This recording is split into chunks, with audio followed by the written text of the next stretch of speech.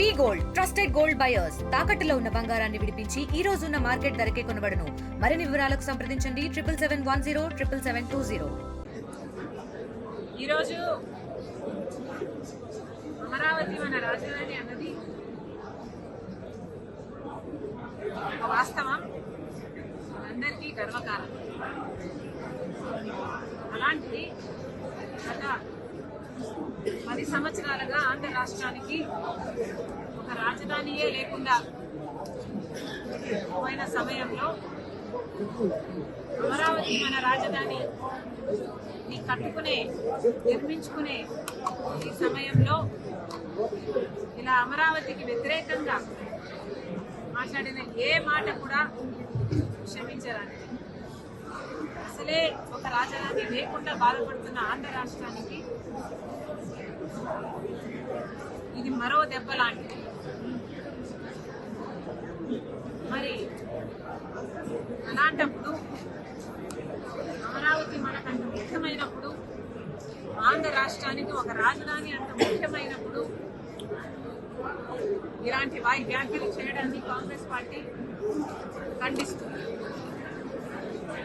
ఒక పార్టీకి చెందిన ఒక మీడియా హౌస్, వైసీపీ పార్టీకి చెందిన సాక్షి మీడియా హౌస్ లోని ఒక యాంకరు, వాళ్ళు పిలుచుకున్న ఒక గెస్ట్ స్పీకరు ఇద్దరూ కలిసి అమరావతి వేశ్యల రాజధాని అని వ్యాఖ్యానించడం చాలా చాలా దురదృష్టకరం. ఎవరైనా ఖండించాల్సిన విషయమే. కాకపోతే నాకు ఇక్కడ అర్థం కాని విషయం ఏమిటి అంటే,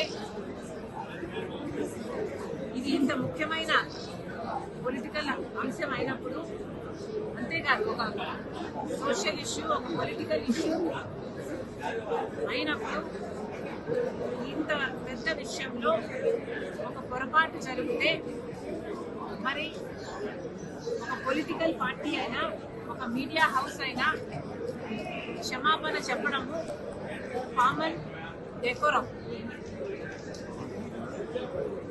అలాంటిది మీడియా హౌసే ఒక పొలిటికల్ పార్టీకి చెందినప్పుడు ఆ మీడియా హౌస్ చేసిన కొన్ని వ్యాఖ్యల వల్ల కోట్ల మంది ప్రజలకు ఆవేదన కలిగినప్పుడు ఆ మీడియా హౌస్ అయినా, ఆ పొలిటికల్ పార్టీ అయినా క్షమాపణ చెప్పాలి. మరి ముఖ్యంగా సాక్షి మీడియా హౌస్ నడుపుతున్న భారతిరెడ్డి గారు సాక్షి మీడియాలో ఇంకా ఘోరం జరిగింది కాబట్టి మీరు క్షమాపణ చెప్పడంలో తప్పు లేదు, అది మీ బాధ్యత.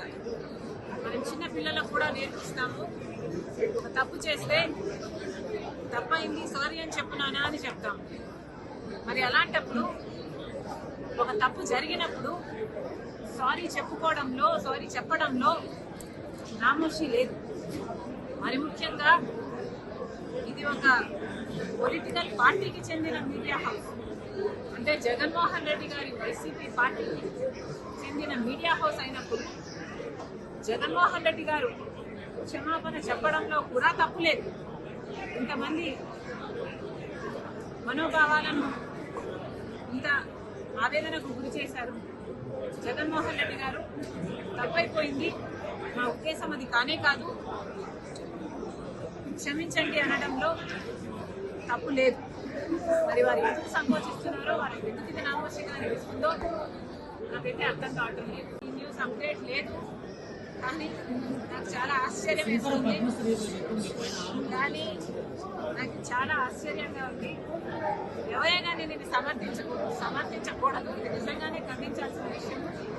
నన్ను అడిగితే క్షమాపణ కూడా చెప్పాల్సిన విషయం. For latest updates on India Pakistan, download our TV Live app.